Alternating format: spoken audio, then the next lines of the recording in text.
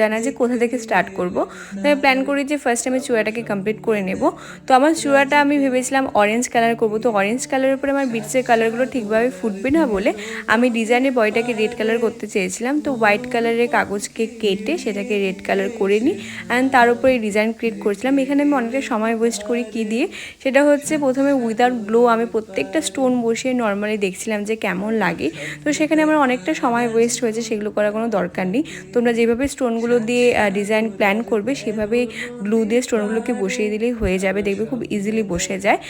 কিন্তু খুব ধৈর্য নিয়ে ছোটো ছোটো বিটসের কাজগুলো করতে হবে। অ্যান্ড এগুলো ডিজাইন করার জন্য কিন্তু আলাদা রকম আঠা পাওয়া যায়, যেই গ্লুটা আমি এখন ইউজ করছি সেটাই কিন্তু তোমাদের নিতে হবে, তবেই ভালোভাবে কাজ করতে পারবে। চূড়ার পেছনের দিকে বর্ডারটাতে আমি একটু ময়ূরপাঙ্খ টাইপের ডিজাইন অ্যাড করতে চেয়েছিলাম, বাট রিয়েল ময়ূরপাঙ্খ অ্যাড করতে চাইনি। তাই কার্ডবোর্ড শিটকে এই শেপে কেটে সেগুলোকে আমি গ্রিন কালার করছিলাম এবং দুটো গ্রিন কালার আমি ইউজ করেছিলাম